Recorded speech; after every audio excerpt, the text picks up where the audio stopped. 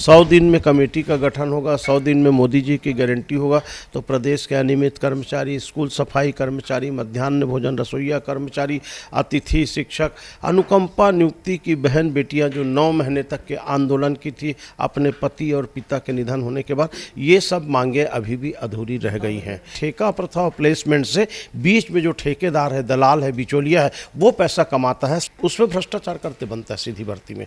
और जो हमारे अनियमित कर्मचारी काम कर रहे हैं, लोग ये उम्मीद में रहते हैं हम तो 8 साल 10 साल काम किए, हमारा अधिकार है। हमारा कहना यदि आपको 4% देना है तो विरोध और प्रदर्शन के बाद क्यों पहले दे दीजिए, और नहीं देना तो फिर साफ बोल दीजिए आर्थिक स्थिति ठीक नहीं, हम नहीं दे सकते। स्पष्ट वक्ता सुखम भवेत, स्पष्ट बोलने वाला आदमी सुखी रहता है। कुल मिलाकर के आश्वासन देकर के, धोखा देकर के किसी के ज़िंदगी के साथ किसी के पापी पेट का सवाल है, उनका क्या होगा केवल कल्पना करने से रोंगटे खड़े हो जाते हैं। कहीं ना कहीं इनके साथ न्याय होना चाहिए।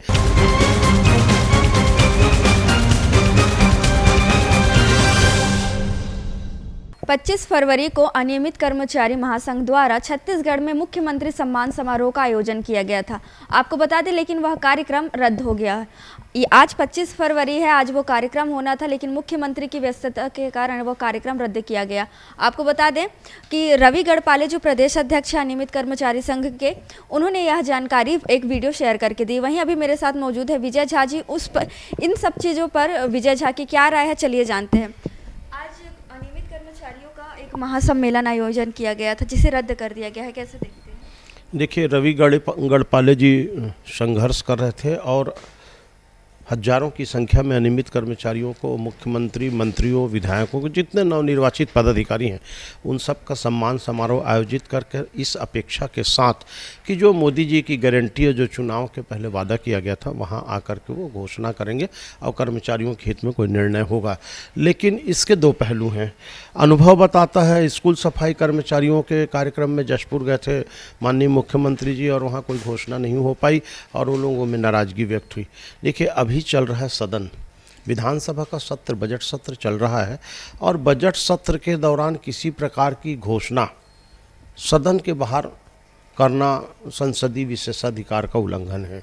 इसलिए पक्ष और विपक्ष चाहते हैं कि जो भी घोषणा हो, क्योंकि घोषणा कर रहे हैं सत्र के दौरान, तो विपक्ष को उसकी जानकारी होनी चाहिए।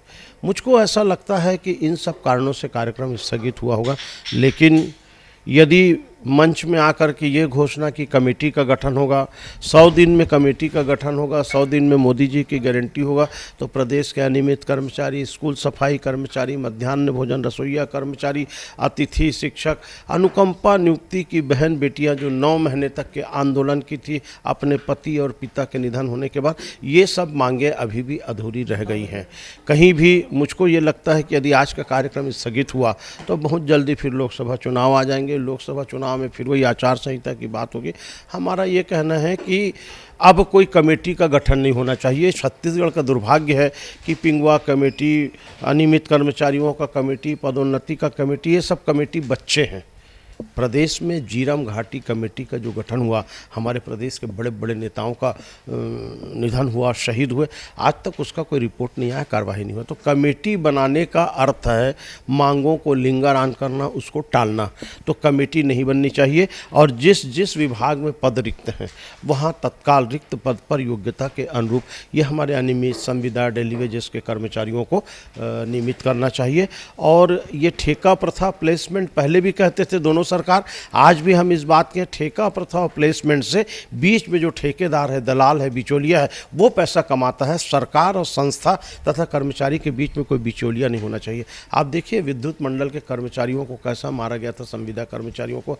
वो मेंटेनेंस के समय बिजली खंभे में चढ़ करके बिजली बना रहे हैं साहब, गिर गए, दिवंगत हो गए, किसी का हाथ पर विकलांग हो गया, उनको मुआवजा देना, उनको अनुकंपा नियुक्ति देना, और वहाँ विद्युत मंडल में बाकायदा पद भी रिक्त है। लेकिन नया विज्ञापन जारी करके, ये जो परंपरा है दोनों सरकार की कि पद रिक्त है और अनियमित कर्मचारी, उनके अनुभव का क्या होगा? जो 8 साल 10 साल काम किए, एक नया बच्चा आएगा, उससे अच्छा इनको नियमितीकरण भी होगा, इनके अनुभव का लाभ भी होगा। लेकिन ऐसा ना करके सीधी भर्ती किया जाता है और सीधी भर्ती में कहीं ना कहीं भ्रष्टाचार सबसे बड़ा वो है कि उसमें भ्रष्टाचार करते बनता है सीधी भर्ती में।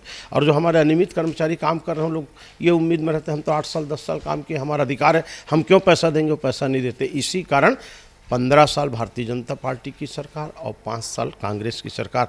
प्रदेश के नवयुवकों को 20 साल का जो जीवन है, अनियमित संविदा, प्लेसमेंट, ठेकेदार के अंडर काम करने वाले, इन सब के ज़िंदगी के साथ बड़ा खिलवाड़ हो गया और उनकी आधी ज़िंदगी निकल गई। मैं आपके माध्यम से, ठीक है, किन्हीं कारणों से कार्यक्रम स्थगित हुआ होगा, हम संघर्ष करते रहेंगे। हम कर्मचारियों का कहना है कि जो मुख्यमंत्री समय नहीं दे सकता वो नियमितीकरण की।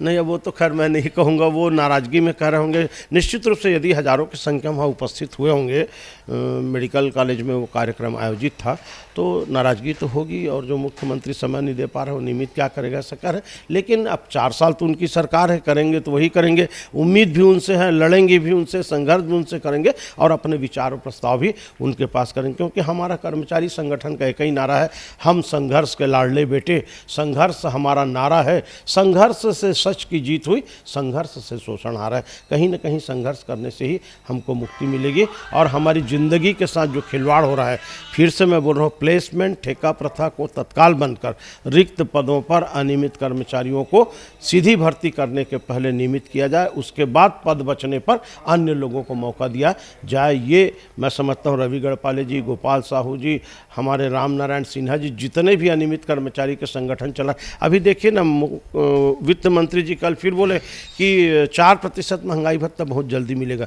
कल छत्तीसगढ़ अधिकारी कर्मचारी फेडरेशन के आह्वान पर पूरे प्रदेश में प्रदर्शन हुआ, भोजनावकाश में हर जिले में प्रदर्शन हुआ, मुख्यमंत्री के नाम से ज्ञापन दिया गया। हमारा कहना, यदि आपको 4% देना है तो विरोध और प्रदर्शन के बाद क्यों पहले दे दीजिए, और नहीं देना तो फिर साफ बोल दीजिए आर्थिक स्थिति ठीक नहीं, हम नहीं दे सकते, तो कर्मचारी उम्मीद नहीं करेगा।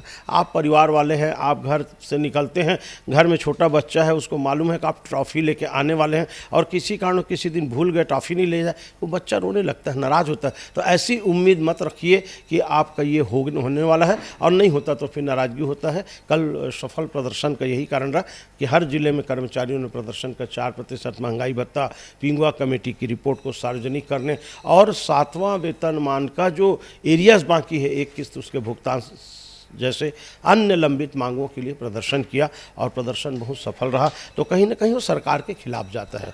तो जो मांग पूरा कर सकते हैं उसको कर दीजिए, धरना प्रदर्शन आंदोलन की स्थिति नहीं आनी चाहिए, और नहीं कर सकते तो आश्वासन मत दीजिए, राजनीति मत कीजिए, स्पष्ट बोल दीजिए कि हम नहीं दे सकते। शास्त्रों में कहा गया, अभी आपने यज्ञोपवीत संस्कार का कार्यक्रम का ये किया, इस स्पष्ट वक्ता सुखम भवेत, स्पष्ट बोलने वाला आदमी सुखी रहता है। गोलमाल बोलोगे तो आप भी परेशान, हम भी परेशान, तो ये अच्छी स्थिति नहीं है। किन कारणों से कार्यक्रम स्थगित हुआ, इसकी जानकारी हम लेंगे, पता लगाएंगे, और कार्यक्रम होना चाहिए था, बहुत पहले से निर्धारित था। पूरे कार्ड भी बढ़ चुके थे, पूरे प्रदेश में जितने अनियमित कर्मचारी है सभी को न्योता जा चुका था कि 25 फरवरी को रायपुर में इकट्ठा होना है, लेकिन आज कार्यक्रम रद्द हो गया। आप कल्पना कीजिए ना, सरगुजा, अंबिकापुर, जसपुर, सुकमा, दंतेवाड़ा से दूरस्थ क्षेत्रों से जो अनियमित कर्मचारी आए होंगे, बेचारे 8,000 7,000 में काम करते हैं, गाड़ियों का खर्चा, आने जाने का खर्चा, और फिर उस उम्मीद से कि वहाँ से आप निकल के आ रहे हैं कि मुख्यमंत्री आ रहे हैं, कोई ना कोई मांग पूरा होगा, घोषणा होगा, और वो नहीं होने से निराशा होती है। जैसे हंसी मजाक में ले लें, लेकिन बड़ा गंभीर मुद्दा है कि आप सुकमा दंतेवाड़ा से बारात लेकर के आ रहे हैं शादी के लिए, और पता लगा लड़की जो है शादी करने से इनकार कर दी। वो बारातियों का सम्मान, वो खर्चा, वो उत्साह, वो उमंग, वो सब एक प्रकार से नष्ट हो जाता है। तो कहीं ना कहीं जो दुखी हैं कर्मचारी, जो नाराज़ हैं, मैं उनके साथ हूँ और उनसे निवेदन करूंगा कि कोई दिक्कत नहीं, आप आंदोलन प्रदर्शन में आते हैं, एक बार मुख्यमंत्री आ रहे हैं, मंत्री जी आ रहे हैं, वित्त मंत्री जी आ रहे हैं करके आप। मुझको दिन याद आ रहे हैं कि इनके धरना प्रदर्शन में ओपी चौधरी जी, अरुण साहु जी मेरे साथ मंच में थे, संबोधित किए थे और ये कहे थे हमारी सरकार आप बनाइए, 2018 में कोई त्रुटि हो गई, हमारी सरकार बनेगी, हम आपको नियमित करेंगे। ये कितना बड़ा धोखा है। कांग्रेस सरकार ने हमारे मंच में कहा था हमारी सरकार बनेगी, हम 10 दिन में कर देंगे। ये लोग 1 शून्य बढ़ा दिए, मोदी जी की गारंटी 100 दिन में कर देंगे। कुल मिला करके आश्वासन दे करके, धोखा दे करके, किसी के ज़िंदगी के साथ, किसी के पापी पेट का सवाल है, परिवार का सवाल है। जिनकी शादी नहीं हुई थी उनके शादी हो गए, रेगुलर होंगे करके बाल बच्चे हो गए, आज बच्चे स्कूल में पढ़ने लायक हो गए। 8,000 7,000 में एक परिवार, केवल पति पत्नी और बच्चे, बुजुर्ग माता पिता को छोड़ दीजिए, उनका क्या होगा, केवल कल्पना करने से रोंगटे खड़े हो जाते हैं। कहीं ना कहीं इनके साथ न्याय होना चाहिए। लोग न्याय यात्रा निकाल रहे हैं, लोग बोलते हैं सब सबका साथ सबका विकास, अभी 2 नया जुड़ा है मोदी जी के साथ, सबका साथ सबका विकास के साथ सबका विश्वास और सबका प्रयास। तो सबका विश्वास था तब आपकी सरकार बनी है। प्रयास करने के लिए बेचारे प्रदर्शन करने के लिए आए थे, कार्यक्रम में आए थे, तो विश्वास और प्रयास में भी कोई कमी नहीं है कर्मचारियों का, उनके साथ में न्याय होना चाहिए, मैं मांग करता हूँ। तो मेरे साथ मौजूद थे विजय झा जी। इनका कहना है कि जो आज अनियमित कर्मचारियों का महासम्मेलन होने वाला था वो रद्द किया गया। कहीं ना कहीं मुख्यमंत्री का कोई कारण होगा जिसके कारण यह रद्द किया गया है कार्यक्रम, लेकिन आने वाले दिनों में जो कार्यक्रम है फिर से आयोजन किया जाएगा, जिसकी जानकारी हम अपने चैनल के माध्यम से आपको ज़रूर देंगे। तब तक के लिए बने रहें डिटर्जेंट न्यूज़ के साथ। कैमरा पर्सन अजहर के साथ मैं शारदा काछी, रायपुर।